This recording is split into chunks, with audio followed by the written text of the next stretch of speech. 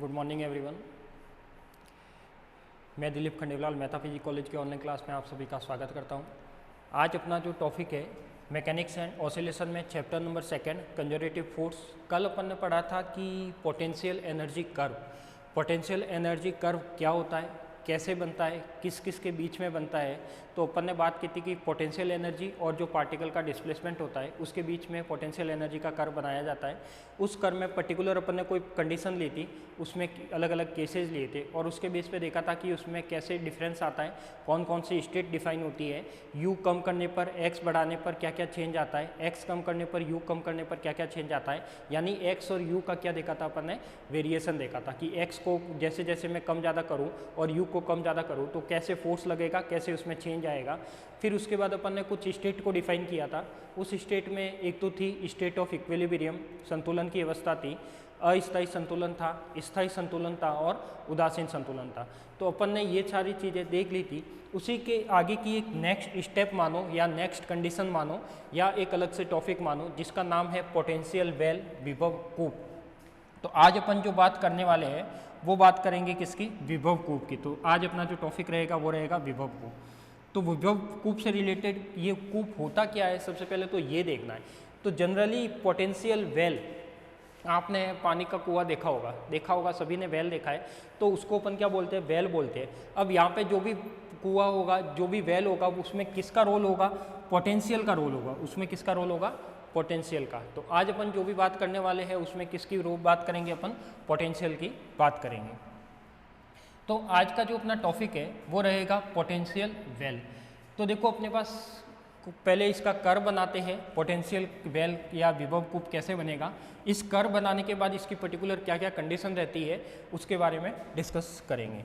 तो फर्स्ट तो अपन क्या करते हैं, इसका पोटेंशियल का एक कर्व बना लेते हैं कि विभव कूप क्या होता है।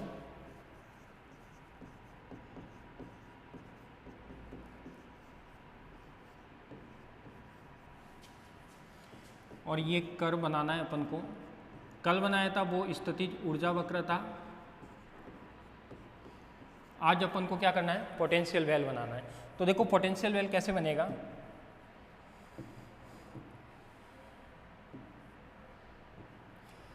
यदि पोटेंशियल वेल बनाना है तो पोटेंशियल वेल बनाने के लिए अपन क्या ले लेते हैं, एक तो कोई ऐसा एक्सिस ले लेते हैं। क्या ले लिया मैंने, ऐसा कोई एक्सिस ले लिया। ये अपने पास कोई बीच का एक्सिस हो जाएगा। इस एक्सिस के बाद अपने पास क्या करना है,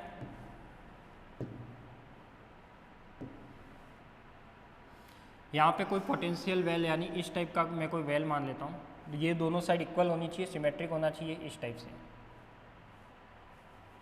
ठीक है। इसके बीच में मैं क्या करता हूँ, कोई ऐसा कर्व बनाता हूँ, एक वेल बनाऊंगा। क्या बनाऊंगा, एक वेल बनाऊंगा। उस वेल के बारे में डिस्कस करेंगे फिर अपन।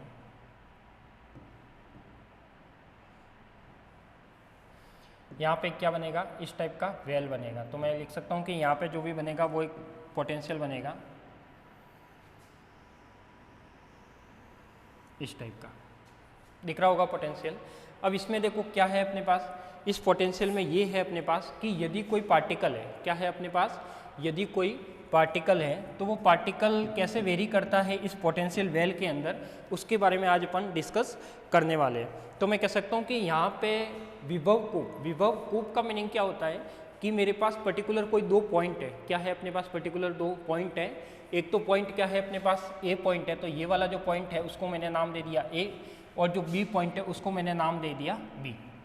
इसको मैंने क्या नाम दे दिया, बी। तो मैं लिख सकता हूँ कि दो पॉइंट ले लिए मैंने, एक पॉइंट ए और एक पॉइंट बी। अब मैं कहता हूँ कि यदि कोई पार्टिकल इन ए और बी पॉइंट के बीच में ऑसिलेट करता है, क्या करता है, ऑसिलेट करता है, तो मैं कह सकता हूँ कि यहाँ पे ए और बी दो ऐसे पॉइंट है, इसके बीच में जो पार्टिकल हो, पेंडुलम हो, कोई भी मास का ऑब्जेक्ट हो, वो क्या करेगा, यहाँ पे एक मोशन करेगा यानी ऑसिलेट करेगा। ऑसिलेट करने का मतलब क्या है यहाँ पे कोई m मास का कोई पार्टिकल था, क्या था, यहाँ पे कोई m मास का पार्टिकल था, इस पॉइंट का मैंने नाम दे दिया क्या, p, यानी ये p पॉइंट पर है, m मास का कोई पार्टिकल है, और ये m मास का पार्टिकल को यदि मैं यहाँ से थोड़ा सा डिस्प्लेसमेंट करके छोड़ देता हूँ, क्या करता हूँ, यहाँ से मैं इसको यहाँ से डिस्प्लेसमेंट हाथ में पकड़ता हूँ, यहाँ तक लाता हूँ और उसके बाद छोड़ देता हूँ, तो ये वाला जो पार्टिकल है वो इस तरीके से ऑसिलेट करेगा। पहले वो ऐसे जाएगा इस तरीके से, फिर वो वापस ऐसे आएगा कुछ टाइम बाद, वापस ऐसे जाएगा कुछ टाइम बाद, इस तरीके से वो क्या करेगा, ऑसिलेट करता रहेगा। और जब भी वो इस तरीके से ऑसिलेट करेगा तो मैं कह सकता हूँ कि उसमें पर्टिकुलर दो पॉइंट है, एक तो ए पॉइंट और एक बी पॉइंट। तो ये पॉइंट ऐसे पॉइंट है जिसके ऊपर पार्टिकल नहीं जा सकता, जिसके ऊपर पार्टिकल नहीं जा सकता। तो मैं कह सकता हूँ कि जब ये पार्टिकल इसके ऊपर नहीं जा सकता और इसके ऊपर नहीं जा सकता, यानी ये पार्टिकल किसके बीच में ऑसिलेट करेगा, पर्टिकुलर इसके दो पॉइंट है ए और बी, इसके बीच में ही वो क्या करेगा, ऑसिलेट करेगा। तो मैं लिख सकता हूँ कि यहाँ पे ये जो अपने पास ए और बी पॉइंट के बीच में यदि कोई पार्टिकल ऑसिलेट करता है, सरल आवर्त गति करता है, सिंपल हार्मोनिक मोशन करता है, तो वो क्या कहलाता है अपने पास, पोटेंशियल वेल कहलाता है। यानी किसके अंदर इसका जो पोटेंशियल है वो ये रहेगा, इसका पोटेंशियल है वो क्या रहेगा अपने पास, ये वाली कंडीशन रहेगी। तो मैं लिख सकता हूँ कि जो इसका पोटेंशियल है वो इस टाइप में रहेगा। ये इसका क्या है, जो डैश डैश वाली लाइनें दिखाई दे रही है वो इसके पोटेंशियल वेल की लाइनें हैं। किसकी लाइनें हैं, पोटेंशियल वेल की।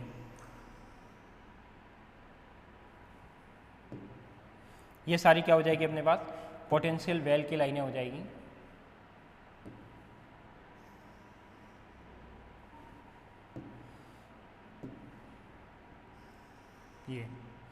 ये सारी क्या हो जाएगी अपने पास, पोटेंशियल वेल की लाइन हो जाएगी। तो मैं लिख सकता हूँ कि यहाँ पे ए और बी कोई दो पॉइंट थे, इसके बीच में ये वाला जो पार्टिकल है वो इधर उधर, ए और बीच के इधर उधर या इन बिंदुओं के मध्य में वो पार्टिकल ऑसिलेट करता रहता है। तो वो किसके बीच में करेगा, यानी ये अपना एक क्या बन गया, वेल बन गया। क्या बन गया, एक वेल बन गया, एक कुआं बन गया। इसमें मैं कह सकता हूँ कि ये वाला जो कंप्लीट अपने पास कंसेप्ट है, क्या अपने पास कि जो ये वाला कंसेप्ट है, इस कंसेप्ट में मैं बोल सकता हूँ कि यहाँ पे जो वेल बना है तो ये क्या कहलाएगा, अपना एक पोटेंशियल वेल कहलाएगा। अब यहाँ पे अपन ने इसकी कुछ कंडीशन देखी थी, वो कंडीशन क्या थी, कंडीशन ये थी कि मेरे पास यदि कोई पार्टिकल m मास का ऑब्जेक्ट है, यदि मैं उसको ऑसिलेट करके छोड़ता हूँ तो वो ऑसिलेट करना स्टार्ट करता है और ऑसिलेट ए और बी बिंदु के बीच में ही करता है, इसके ऊपर नहीं जा सकता। इसके ऊपर नहीं जा सकता, इसका मतलब यहाँ पर जब भी पार्टिकल आएगा तो उसकी वेलोसिटी क्या हो जाएगी, जीरो हो जाएगी। उसकी वेलोसिटी क्या हो जाएगी, जीरो। तो मैं यहाँ पे लिख सकता हूँ कि यदि यहाँ पार्टिकल यहाँ पर आएगा तो उसकी वेलोसिटी कितनी हो जाएगी, बी पॉइंट पर जीरो हो जाएगी। ए पॉइंट पर भी इसकी वेलोसिटी कितनी हो जाएगी, जीरो हो जाएगी। और मुझे पता है कि यदि आपकी वेलोसिटी जीरो है तो उसकी काइनेटिक एनर्जी कितनी, काइनेटिक एनर्जी होती है 1/2 mv²। गतिज ऊर्जा कितनी होती है, 1/2 mv²। तो मैं लिख सकता हूँ कि यदि v = 0 है तो काइनेटिक एनर्जी भी कितनी होगी अपने पास, मिनिमम होगी। कितनी होगी, मिनिमम। तो मैं कह सकता हूँ कि इससे यदि पार्टिकल ऊपर नहीं जा सकता तो काइनेटिक एनर्जी क्या होगी, इसकी मिनिमम होगी। इधर भी काइनेटिक एनर्जी क्या होगी अपने पास, तो इधर भी काइनेटिक एनर्जी क्या होगी अपने पास, मिनिमम होगी। कहाँ पर, ए और बी पॉइंट पे। और मुझे पता है, इससे 2 क्लास पीछे अपन ने पढ़ा था कि यदि कोई टोटल मैकेनिकल एनर्जी होती है वो क्या होती है, पोटेंशियल एनर्जी और काइनेटिक एनर्जी का सम होता है। तो यहाँ पे मैं कहता हूँ कि काइनेटिक एनर्जी मिनिमम है। क्या है अपने पास, काइनेटिक एनर्जी मिनिमम है। और अपन ने ये देखा था कि काइनेटिक एनर्जी और पोटेंशियल एनर्जी में जो रिलेशन आता है कंजर्वेशन ऑफ मैकेनिकल एनर्जी के टॉपिक में, तो उसमें देखा था कि काइनेटिक एनर्जी बढ़ती है तो पोटेंशियल एनर्जी कम होती है, पोटेंशियल एनर्जी बढ़ती है तो काइनेटिक एनर्जी क्या होती है, कम होती है। तो यहाँ पे वही केस है कि यदि मैं काइनेटिक एनर्जी यहाँ पे मिनिमम ले रहा हूँ ए और बी पॉइंट पे, तो पोटेंशियल एनर्जी कितनी होगी, मैक्सिमम होगी। तो मैं लिख सकता हूँ कि यहाँ पर पोटेंशियल एनर्जी कितनी हो जाएगी अपने पास, मैक्सिमम। कितनी हो जाएगी, पोटेंशियल एनर्जी कितनी हो जाएगी, मैक्सिमम। इस पॉइंट पर भी पोटेंशियल एनर्जी कितनी हो जाएगी, मैक्सिमम। क्लियर। तो ये तो क्या बताएगा, पोटेंशियल एनर्जी दोनों पॉइंट पर और काइनेटिक एनर्जी मुझे पता लग गई। अब मुझे पता है कि ये पार्टिकल यदि P पर आता है और P इसकी कौन सी स्टेट होती है, इक्विलिब्रियम स्टेट होती है, साम्य अवस्था होती है। यदि मैं कहता हूँ कि मैंने पार्टिकल को यहाँ से ऑसिलेट करके छोड़ा तो ये पार्टिकल यहाँ पे आया तो ये क्या करेगा, यहाँ पे और ऊपर जाएगा तो काइनेटिक एनर्जी यहाँ पे क्या हो जाएगी, मिनिमम। ये मतलब इसकी यहाँ पर जब भी कोई पार्टिकल आएगा v वेलोसिटी लेके आएगा, वो ऐसे आएगा तो उसके पास v वेलोसिटी होगी, और v वेलोसिटी होगी तो वो क्या करेगा, पार्टिकल ऊपर जाएगा, मतलब उसका v क्या होगा, मैक्सिमम होगा। और यदि v उसका मैक्सिमम है, इस पॉइंट पर उसका v क्या है, मैक्सिमम है, तो मैं लिख सकता हूँ कि काइनेटिक एनर्जी क्या हो जाएगी, मैक्सिमम।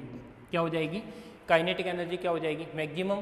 काइनेटिक मैक्सिमम है तो पोटेंशियल कितने हो जाएगा, मिनिमम। ये वाला केस होगा। अब इन तीनों पर्टिकुलर पॉइंट में मैंने जो कंडीशन थी वो लिख ली कि ए पॉइंट पर क्या होगा, बी पॉइंट पर क्या होगा, पॉइंट पी पर क्या होगा। अब यहाँ से मैं देख सकता हूँ कि ये जो तीनों कंडीशन लिखी है इसके बीच में क्या क्या कंडीशन बनती है और पार्टिकल कैसे वर्कआउट करता है। तो अपन ने जो ये पोटेंशियल मैक्सिमा मिनिमा लिखा है तो वो रिलेशन कहाँ से लिखा है, वो लिखा है अपन ने डेल के इज इक्वल टू माइनस का डेल यू। ये रिलेशन अपन ने कंजर्वेशन ऑफ मैकेनिकल एनर्जी में पढ़ा है कि गतिज ऊर्जा में परिवर्तन स्थितिज ऊर्जा में परिवर्तन के बराबर होता है, परंतु क्या होता है, विपरीत होता है। क्या होता है, विपरीत होता है। तो यहाँ से मैं लिख सकता हूँ कि डेल के इज इक्वल टू क्या हो जाएगा, माइनस का डेल यू हो जाएगा। क्लियर। तो ये तो अपन ने बात की किसकी, पोटेंशियल एनर्जी की, काइनेटिक एनर्जी की। इस पॉइंट पर क्या होगा, उस पॉइंट पर क्या होगा, इस पॉइंट पर क्या होगा, और ये पार्टिकल यदि इसके बीच में मूव करेगा तो ये क्या शो करेगा। अब बात करते हैं पर्टिकुलर एक एक कंडीशन की कि इसमें क्या क्या आपको नोट्स में लिखना है और एग्जाम में के अकॉर्डिंग क्या क्या लिखना है। तो पॉइंट नंबर फर्स्ट इस कर्व के बेस का है, जो क्या कहता है और क्या बोलता है और क्या समझाता है अपन को। ये कहता है कि यदि कोई कण किसी बिंदु के इधर उधर गति करता है, यदि कोई कण किसी बिंदु के इधर उधर गति करता है, क्या करता है, किसी बिंदु के इधर उधर गति करता है, तो यह गति सरल आवर्त गति होती है। तो यह गति कैसी होती है, सरल आवर्त गति होती है। इंपॉर्टेंट टर्म है सरल आवर्त गति। अब ये सरल आवर्त गति यानी एक जो सिंपल पेंडुलम होता है वो एक सिंपल हार्मोनिक ऑसिलेटर की तरह वर्कआउट करता है, दोलन करता है, तो वो गति क्या कहलाती है, सरल आवर्त गति। सरल आवर्त गति का मतलब है कि पर्टिकुलर मेरे पास इसमें क्या थे, ए और बी, पर्टिकुलर क्या थे, ए और बी, ये क्या थे, दो पॉइंट थे। ये जो पार्टिकल है वो यदि ऑसिलेट करेगा तो इन पॉइंट के बीच में ही करेगा। तो मैं लिख सकता हूँ कि या तो इन पॉइंट के बीच में, या फिर मैं ऐसे भी बोल सकता हूँ कि ये जो पी पॉइंट है, पी पॉइंट के इर्द गिर्द, पी पॉइंट के इर्द गिर्द, यानी इधर और उधर, इधर और उधर, पार्टिकल इधर जाएगा वापस इधर आएगा, वापस इधर जाएगा वापस इधर आएगा। तो ये एक तरीके से क्या कहलाता है, सिंपल हार्मोनिक मोशन या सरल आवर्त गति कहलाती है। तो यहाँ पे मैं लिख सकता हूँ कि यदि सरल आवर्त गति की बात करते हैं तो कोई पार्टिकल है वो किसी एक पॉइंट के इर्द गिर्द गति करेगा तो वह क्या होगी, गति उसकी सरल आवर्त गति होगी। सरल आवर्त गति का मतलब है, आपने देखा होगा कि एक दीवार घड़ी आती है, एक क्या आती है, वॉच आती है। तो उस दीवार घड़ी में नीचे जब भी कोई टाइम होता है तो उसमें नीचे टाइम होता है तो इस तरीके से उसमें एक ऑसिलेटर लगा होता है, इस तरीके से वो ऑसिलेटर घूमता है। तो जब भी आपका जैसे एग्जैक्ट 12 बज गए, 12 बजेंगे तो वो साउंड भी करेगा और इस तरीके से वो ऑसिलेटर है वो क्या करेगा, इस तरीके से घूमेगा। कुछ टाइम बाद वो वापस इस तरीके से आके क्या होगा, रुक जाएगा। तो अपन बात करते हैं फर्स्ट पॉइंट क्या कहता है कि यदि कोई कण किसी बिंदु के इधर उधर गति करता है तो यह गति कैसी होगी, सरल आवर्त गति होगी। तो यह गति कैसी होगी, सरल आवर्त गति। यदि मैं कहता हूं कि यदि कण को बिंदु P1 से कुछ ऊर्जा देकर, अब देखो ये P1 बिंदु कौन सा है, जो इसका अपना मेन सेंटर पॉइंट था, जो P अपन ने माना है वही P1 है, यानी ये वाला P1 है। ये क्या है अपने पास, P1। तो मैं लिख सकता हूं कि यदि कण को बिंदु P1 से कुछ ऊर्जा देकर थोड़ा सा विस्थापित किया जाए तो वह कण A और B के बीच में बंद अवस्था में गति करेगा और वह अवस्था परिबद्ध अवस्था कहलाएगी, बाउंड स्टेट कहलाएगी। तो ये आपको क्लियर दिख रहा है डायग्राम में कि जब भी कोई पार्टिकल को मैं यहाँ से P1 से थोड़ा सा ऊर्जा देकर या कुछ एनर्जी देकर छोड़ दूँ तो ये वाला पार्टिकल इस तरीके से क्या करेगा, ऑसिलेट करता रहेगा। और जब भी ये ऑसिलेट करेगा तो मैं कह सकता हूँ कि इसमें क्या होगा, काइनेटिक पोटेंशियल एनर्जी का कभी बढ़ेगी कभी कम होगी, इसका क्या मिलेगा अपन को, वेरिएशन मिलेगा। तो वेरिएशन कैसे मिलेगा ये तो अपन ने देख ही लिया कि इसका वेरिएशन कैसे मिलेगा। तो यहाँ पे बोल रहा है कि अपने पास ये जो बाउंड स्टेट है, यानी पार्टिकल ए और बी के बीच में ही वो गति करता है, एक से ऊपर नहीं जा सकता, इधर बी से ऊपर नहीं जा सकता और ए और बी से ऊपर नहीं जा सकता, मतलब वो पार्टिकल क्या है, बाउंड है, किसी में कंडीशन से बाउंड है या किसी से बंधा हुआ है, इसलिए वो पार्टिकल ऊपर नहीं जा सकता।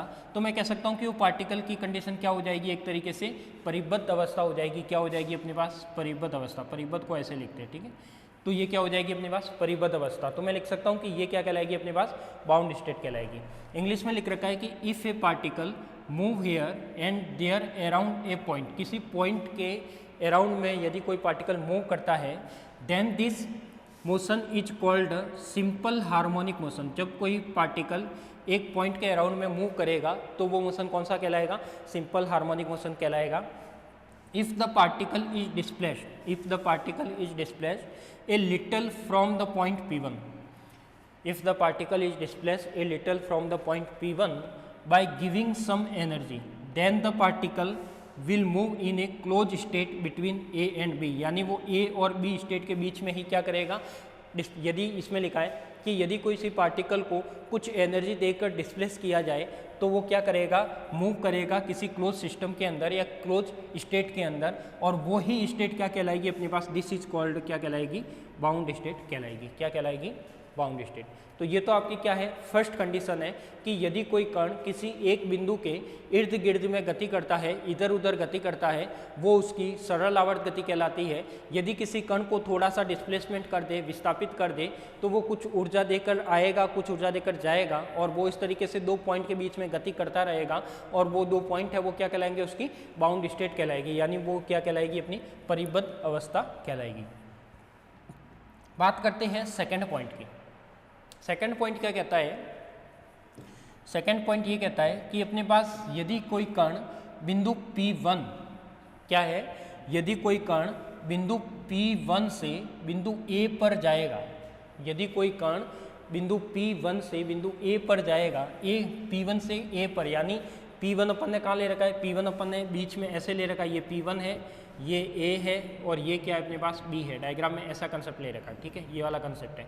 तो मैं लिख सकता हूँ कि यहाँ पे यदि कोई कण बिंदु P1 से A पर जाएगा तो उसकी गतिज ऊर्जा न्यूनतम होगी और स्थितिज ऊर्जा अधिकतम होगी। क्या होगी अपने पास, यदि कोई कण बिंदु P1 से बिंदु A पर जाएगा तो उसकी गतिज ऊर्जा न्यूनतम होगी और स्थितिज ऊर्जा क्या होगी, अधिकतम होगी। तो देखो यहाँ पे यदि मैंने अपन ने लिखा है कि यदि कोई पॉइंट ए की बात करते हैं तो अपन ने डायग्राम में ये कंडीशन पहले ही मैंने लिख के बता दी कि यहाँ पर काइनेटिक एनर्जी मिनिमम होती है, पोटेंशियल एनर्जी मैक्सिमम होती है। कहाँ पर, उसके मेन टॉप पॉइंट पे, यानी ए और बी पॉइंट पे।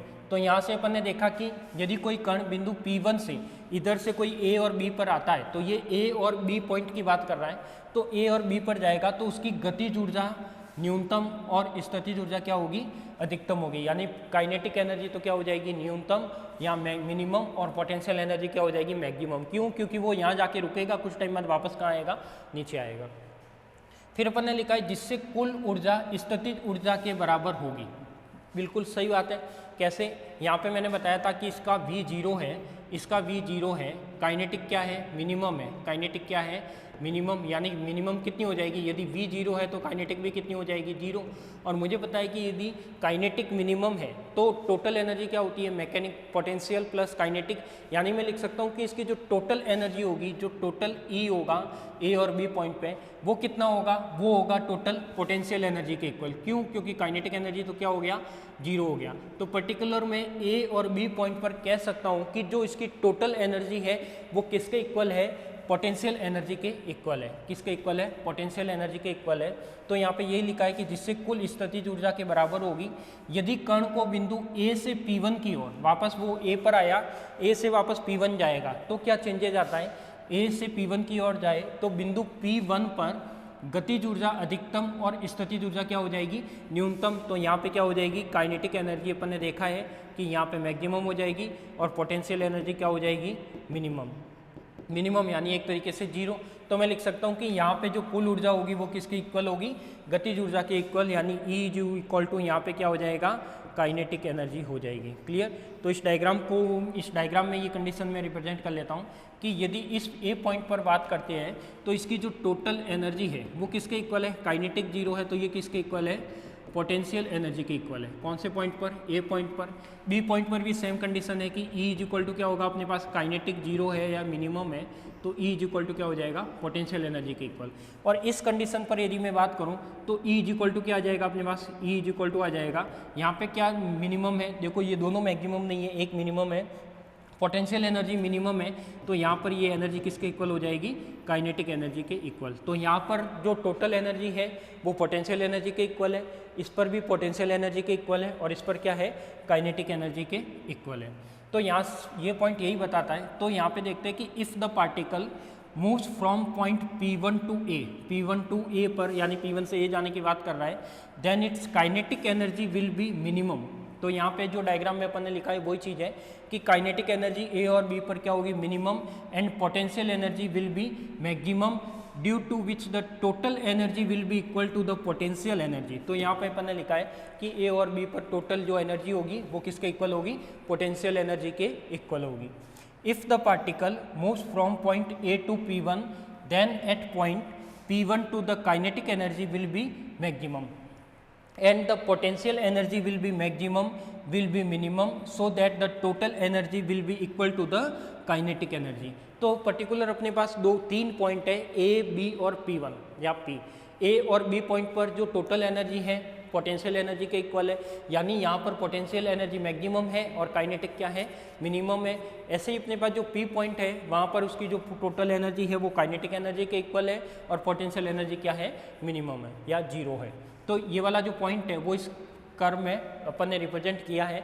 तो देखो जो थ्योरेटिकल आप नोट्स में लिखोगे, एग्जाम में लिखोगे, जैसे आपको क्वेश्चन आ गया कि विभव कूप के बारे में समझाइए, एक्सप्लेन द पोटेंशियल वेल, तो एक्सप्लेन द पोटेंशियल वेल में सबसे पहले आपको ड्रॉ करना है डायग्राम, पोटेंशियल वेल क्या होता है वो बताना है।